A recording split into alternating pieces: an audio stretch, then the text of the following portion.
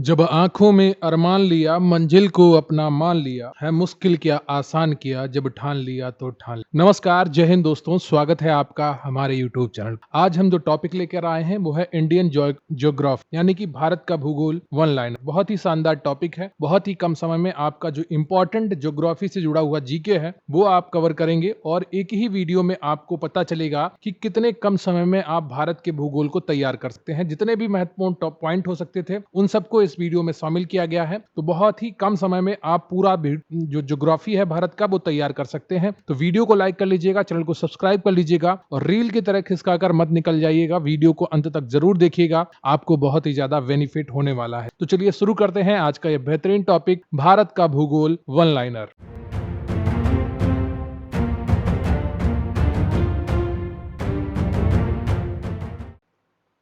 तो पहला जो वन लाइनर है आपका वो है क्षेत्रफल की दृष्टि से भारत का विश्व में कौन सा स्थान है, और सही उत्तर है आपका सातवां। भारत का जो क्षेत्रफल है वो है 32,87,263 वर्ग किलोमीटर। कितना है?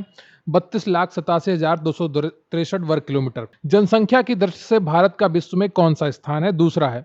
देखिए, भारत की जो जनगणना हुई थी 2011 में, अगर उसके आधार पर पूछा जाएगा तो वर्तमान में भारत का दूसरा स्थान है। लेकिन अगर आप संयुक्त राष्ट्र की जनगणना के आधार पर चले जाएंगे तो इस समय वर्तमान में भारत विश्व का प्रथम ऐसा देश है जनसंख्या की दृष्टि से। भारत के उत्तर में कौन कौन से देश स्थित है? तो भारत के उत्तर में एक तो चीन है, दूसरा नेपाल है और तीसरा भूटान है। तीसरा वन लाइनर है आपका कि भारत के पूर्व में कौन सा देश है, और सही उत्तर है आपका बांग्लादेश। भारत के पश्चिम में कौन सा देश स्थित है? भारत के पश्चिम में पाकिस्तान है और अफगानिस्तान है। अफगानिस्तान की जो सीमा लगती है वो जो पाक अधिकृत कश्मीर है, पीओके है, उससे लगती है। भारत के दक्षिण पश्चिम में कौन सा सागर है? तो अरब सागर है। भारत के दक्षिण पश्चिम में अरब सागर स्थित है। दक्षिण पश्चिम कौन सा हिस्सा है आप ये समझ लीजिए।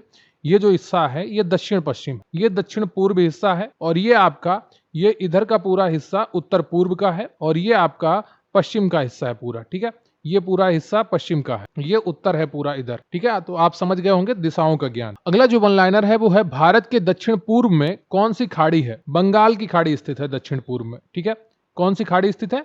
बंगाल की खाड़ी स्थित है दक्षिण पूर्व में। भारत के दक्षिण में कौन सा महासागर स्थित है? हिंद महासागर भारत के दक्षिण में स्थित है। ठीक है, पूर्वांचल की पहाड़ियां भारत को किस देश से अलग करती हैं? म्यांमार से अलग करती हैं। किससे अलग करती हैं? म्यांमार से अलग करती हैं। पूर्वांचल की पहाड़ियां भारत को म्यांमार से अलग करती हैं। अगला बिंदु है आपका कि मन्नार की खाड़ी और पाक जल डमरू मध्य भारत को किस देश से अलग करते हैं? श्रीलंका से अलग करते हैं। क्या?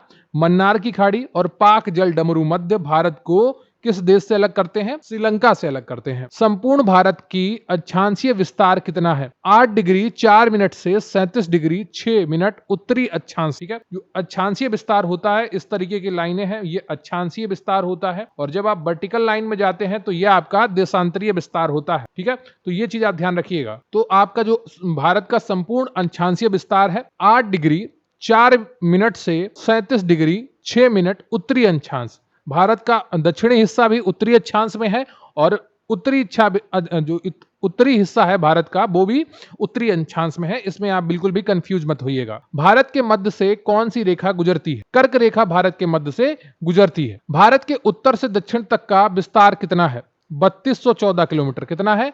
32 से 14 किलोमीटर है उत्तर से लेकर दक्षिण तक का विस्तार। भारत का पूर्व से पश्चिम तक का विस्तार कितना है? 2933 किलोमीटर है, पूर्व से लेकर पश्चिम तक। ठीक है, तो असम से, अरुणाचल प्रदेश से लेकर गुजरात तक। अंडमान निकोबार द्वीप समूह कहां स्थित है? बंगाल की खाड़ी में स्थित है। कहां पर स्थित है? बंगाल की खाड़ी में स्थित है। लक्षद्वीप कहां स्थित है? अरब सागर में स्थित है, भारत के पश्चिमी हिस्से में, पश्चिम दक्षिण पश्चिम हिस्से में अरब सागर में लक्षद्वीप स्थित है। भारत का दक्षिणी छोर क्या कहलाता है? इंदिरा पॉइंट कहलाता है। क्या कहलाता है? इंदिरा पॉइंट कहलाता है। इंदिरा पॉइंट को किस दूसरे नाम से भी जाना जाता है? पिगमिलियन पॉइंट के नाम से जाना जाता है। किस पॉइंट के नाम से जाना जाता है? पिगमिलियन पॉइंट के नाम से जाना जाता है। भारत का क्षेत्रफल विश्व के क्षेत्रफल का कितना है?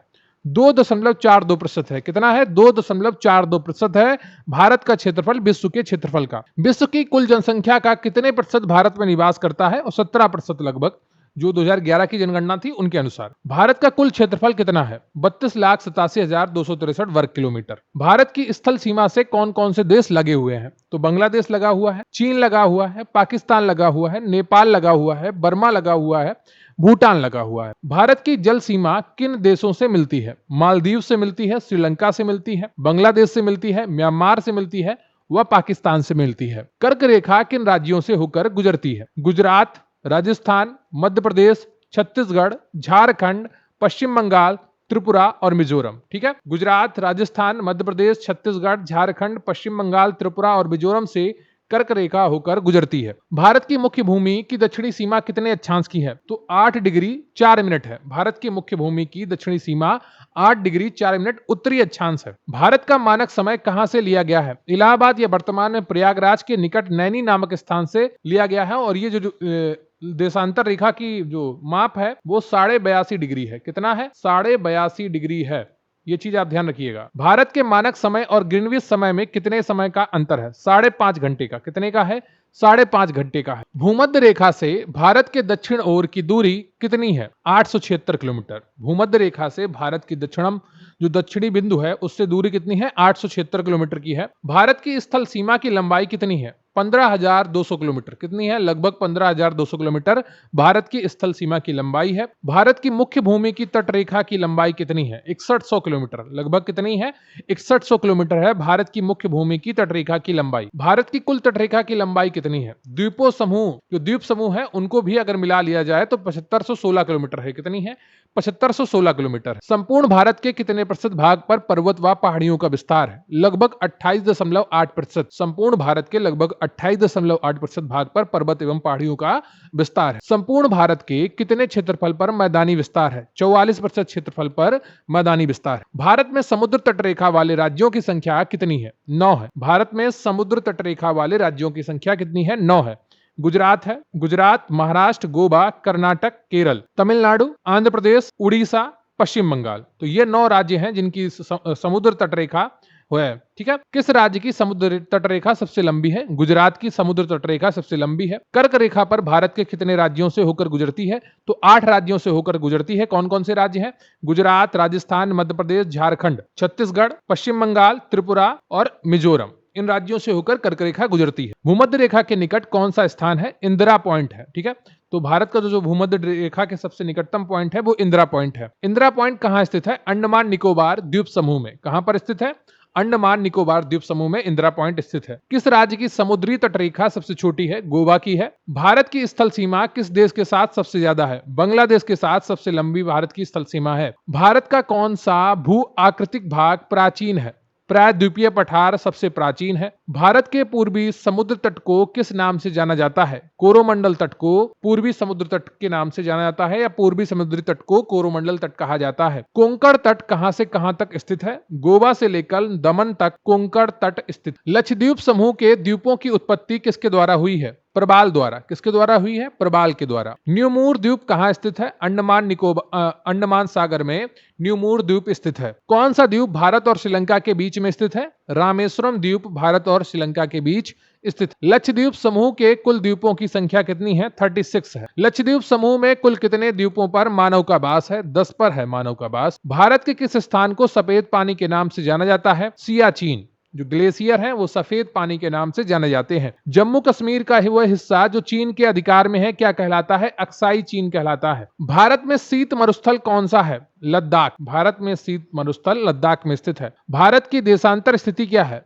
68 डिग्री 7 मिनट से लेकर 97 डिग्री 25 मिनट पूर्वी देशांतर तक। ठीक है, कौन सा देशांतर है? पूर्वी देशांतर है। आप याद रखिएगा, 68 डिग्री 7 मिनट से लेकर 97 डिग्री 25 मिनट तक। भारत में कितने केंद्र शासित प्रदेश हैं? 7 प्रदेश हैं। आप सभी को उनके नाम पता होंगे। वर्तमान में ये 8 हैं। कितने हैं? ये 8 हैं वर्तमान में, 7 नहीं, ये पुराना डेटा लिखा है यहाँ पर। 8 हैं वर्तमान। तो इनमें इनके नाम है दिल्ली, अंडमान निकोबार, चंडीगढ़, दादर और नगर हवेली और दमन और दीव, जम्मू कश्मीर, लद्दाख, लक्षद्वीप और पुडुचेरी। ये 8 आपके केंद्र शासित प्रदेश हैं जिनको आप यूनियन टेरिटरी या यूटी कहते हैं। किस देश के साथ न्यूमूर द्वीप के कारण भारत का विवाद है? बांग्लादेश के साथ। भारत किस गोलार्ध में स्थित है? यहाँ पर गोलार्ध होगा और ये उत्तरी गोलार्ध में स्थित। केंद्र शासित प्रदेश दादर नगर हवेली भारत के किन राज्यों के बीच में स्थित है? गुजरात और महाराष्ट्र के बीच में स्थित। किस राज्य को पहले NEFA के नाम से जाना जाता था? अरुणाचल प्रदेश। अगला प्रश्न है आपका कि केंद्र शासित प्रदेश अंडमान निकोबार द्वीप समूह की राजधानी पोर्ट ब्लेयर किस द्वीप पर स्थित है? दक्षिण अंडमान में स्थित है। किसमें स्थित है? केंद्र शासित प्रदेश जो अंडमान निकोबार द्वीप समूह है उसकी राजधानी पोर्ट ब्लेयर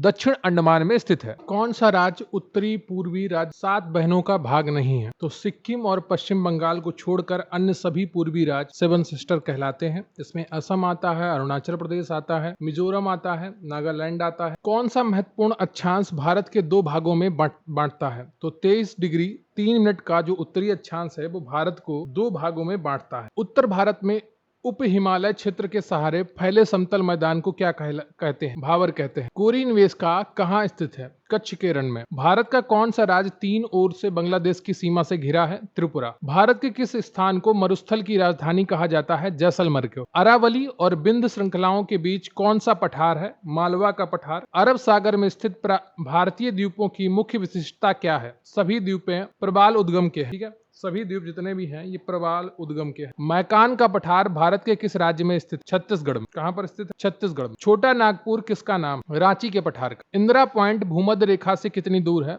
876 किलोमीटर। कितनी दूर है? 876 किलोमीटर। भारत और चीन की सीमा रेखा को स्पर्श करने वाले भारतीय राज्य कौन कौन से हैं? अरुणाचल प्रदेश, नागालैंड, मणिपुर एवं मिजोरम। दक्षिणी भारत की सबसे ऊंची चोटी कौन सी है? अन्नाईमुड़ी है। कौन सी है? अन्नाईमुड़ी है। सर्वप्रथम इंडिया शब्द का प्रयोग भारत के लिए किस भाषा में किया गया? ग्रीक भाषा में यूनानियों ने सर्वप्रथम इंडिया प्रयोग किया था। प्राचीन भारतीय भौगोलिक मान्यता के अनुसार भारत किस द्वीप का अंग था? जम्बू द्वीप। भारतीय मानक समय कितने डिग्री देशांतर पर आधारित है? 82 डिग्री 36 मिनट पूर्वी देशांतर पर, जिसको लगभग 82.5 डिग्री कहा जाता है। आदम का पुल किन 2 देशों के मध्य स्थित है? देश यहाँ पर देश नहीं होगा, द्वीप होगा। किन 2 द्वीपों के मध्य स्थित है? तो बैरन एवं नारकोडम। तो जो बैरन एवं नारकोडम है ये द्वीप जो भारत और श्रीलंका के मध्य स्थित है और इन्हीं के बीच में आदम का पुल या एडम का ब्रिज या राम सेतु स्थित। हैदराबाद का जुड़वा नगर कौन सा है? सिकंदराबाद। थार भूमि कहाँ स्थित है भारत में? राजस्थान में। भारत का कौन सा राज्य सबसे अधिक राज्य की सीमाओं को स्पर्श करता है? उत्तर प्रदेश करता है। उत्तर में उत्तराखंड, हिमाचल और पश्चिम में हरियाणा, दिल्ली तथा राजस्थान। दक्षिण में मध्य प्रदेश तथा छत्तीसगढ़ और पूर्व में बिहार तथा झारखंड उत्तर प्रदेश की सीमाओं से लगने वाले राज्य हैं। स्वतंत्रता से पहले कौन सा भारतीय क्षेत्र काला पानी के नाम से जाना जाता था? अंडमान निकोबार द्वीप समूह। झांसी नगर भारत के किस राज्य में स्थित है? उत्तर प्रदेश में। भारत की सबसे लंबी सुरंग पीर पंजाल सुरंग किस राज्य में स्थित है? जम्मू कश्मीर में। भारत और पाकिस्तान के बीच सीमा रेखा का निर्धारण किसने किया? Sir Cyril John Radcliffe. Bharat का कौन सा राज्य चीन, नेपाल और भूटान के साथ सीमा को स्पर्श करता है? सिक्किम। सियाचिन ग्लेशियर भारत के किस राज्य में स्थित है? वर्तमान में ये लद्दाख में स्थित है, जम्मू कश्मीर में नहीं। डंकन पास किसके मध्य स्थित है? दक्षिण अंडमान और लिटिल अंडमान के मध्य। भारत की भूमि का सबसे उत्तरी भाग क्या कहलाता है? इंदिरा कॉल कहलाता है। भारत की मुख्य भूमि को रामेश्वरम द्वीप से कौन अलग करता है? एडम का ब्रिज या आदम का पुल। दक्षिण गंगोत्री क्या है? अंटार्कटिका में स्थित भारतीय वैज्ञानिक अनुसंधान केंद्र। क्षेत्रफल की दृष्टि से भारत के 3 बड़े राज्यों का क्रम क्या है? राजस्थान, मध्य प्रदेश और महाराष्ट्र। आंध्र प्रदेश की पुरानी राजधानी कौन सी है? कुरनूल है। सतपुड़ा की पहाड़ियां किस राज्य में स्थित हैं? मध्य प्रदेश। अंडमान निकोबार द्वीप समूह की सबसे ऊंची चोटी कौन सी है? Saddle peak. मंगलोर से कन्याकुमारी तक के तटीय क्षेत्र को क्या कहा जाता है? मालाबार तट कहा जाता है। दक्कन का पठार किन राज्यों में स्थित? महाराष्ट्र, मध्य प्रदेश, गुजरात, कर्नाटक और आंध्र प्रदेश। धारवाड़ का पठार किस राज्य में स्थित है? कर्नाटक में। नीलगिरी की पहाड़ियां किस राज्य में स्थित हैं? तमिलनाडु में। अन्नाईमुड़ी नामक चोटी की ऊंचाई कितनी है? 2695 मीटर। अरावली की पहाड़ियां किस राज्य में स्थित है? राजस्थान में। अरावली के पूर्व की ओर कौन सी नदी निकलती है? बनास नदी निकलती। कौन सी नदी असम और अरुणाचल प्रदेश के बीच सीमा बनाती है? संकोसी नदी। भूवैज्ञानिकों के अनुसार हिमालय पर्वत पहले क्या था? टेथिस नामक समुद्र था। क्या था? टेथिस नामक समुद्र। भारत और पाकिस्तान के बीच रेड क्लिफ रेखा का निर्धारण कब हुआ था? 15 अगस्त 1947 को। महेंद्रगिरी की पहाड़ियां किन 2 राज्यों के तट पर हैं? ओडिशा और आंध्र प्रदेश। पम्बन द्वीप कहां स्थित है? मन्नार की खाड़ी में। केंद्र शासित प्रदेशों में सबसे बड़ा पत्तन कौन सा है? पोर्ट ब्लेयर है। कोलबा पॉइंट कहां स्थित है? मुंबई में। डूरंड रेखा जो भारत और अफगानिस्तान के मध्य है कब निर्धारित की गई थी? 1896 ईस्वी में निर्धारित की गई थी। तो यह रहा आपका इंडियन ज्योग्राफी वन लाइनर अर्थात भारत का भूगोल वन लाइनर। इस वीडियो में आपने भारत के भूगोल से जुड़ी हुई जितनी भी महत्वपूर्ण जानकारी थी वो सब देखी और ये बेसिक जानकारी के लिए वीडियो था। अगर आप डीप में पढ़ना चाहते हैं तो आपको पूरा टॉपिक पढ़ना होगा। तो ये बेसिक जानकारी है, जो आपका जो जनरल नॉलेज है ज्योग्राफी से जुड़ा हुआ, ये आप सभी को सामान्यतः पता होना चाहिए। तो यूपी पीसीएस, अगर UP triple SC, UP police का आप पेपर देने वाले हैं तो निश्चित रूप से ये जानकारी आपके काम आ सकती है, अगर बेसिक जानकारी से जुड़े हुए प्रश्न आपकी परीक्षा में पूछे जाएंगे। तो वीडियो को लाइक कर लीजिएगा, चैनल को सब्सक्राइब कर लीजिएगा और कमेंट करके बताइएगा कि आपको ये वीडियो कैसा लगा। तब तक के लिए जय हिंद, जय भारत।